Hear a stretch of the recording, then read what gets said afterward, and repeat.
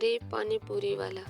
یہ کہانی ہے ایک غریب مگر ہنرمند پانی پوری والے کی، جو اپنے خاص تھیکے پانی کی وجہ سے پورے گاؤں میں مشہور ہو گیا۔ مگر پھر کچھ ایسا ہوا جس نے سب کو حیران کر دیا۔ ایک چھوٹے سے گاؤں میں رامو نامی نوجوان اپنی ریڑھی پر پانی پوری بیچتا تھا۔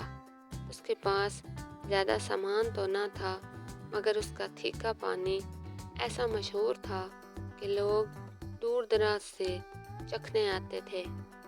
رامو کی خاص بات یہ تھی کہ وہ اپنے پانی میں لال مرچ، ہرا دھنیا، کالی مرچ، املی اور ایک خفیہ مسالہ ڈالتا تھا، جس سے وہ پانی منہ میں جاتے ہی آگ لگا دیتا۔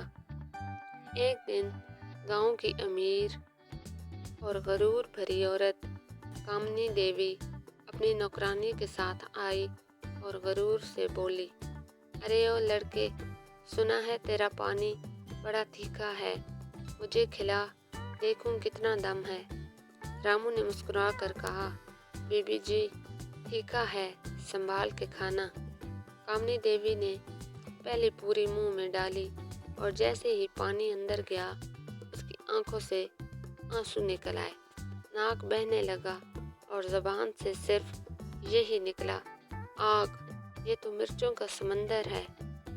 نوکرانی بھی ہنسی نہ روک سکی، پورا گاؤں اس پر ہنسنے لگا، مگر کامنی دیوی نے انا کے مارے کہا، میں تمہیں سزا دوں گی، تم نے جان بوجھ کر مرچیں ڈالی۔ مگر تب ہی ایک بوڑھی اماں سامنے آئیں، جو روز رامو کی پوری کھاتی تھیں، اور بولی، بی بی جی، یہ بچہ غریب ہے مگر ایماندار ہے، اس کا پانی تو سب کھاتے ہیں، آپ کا غرور ہی آپ کی سزا ہے۔ سب نے تالیاں بجائیں اور کامنی دیوی شرمندہ ہو کر واپس چلی گئیں۔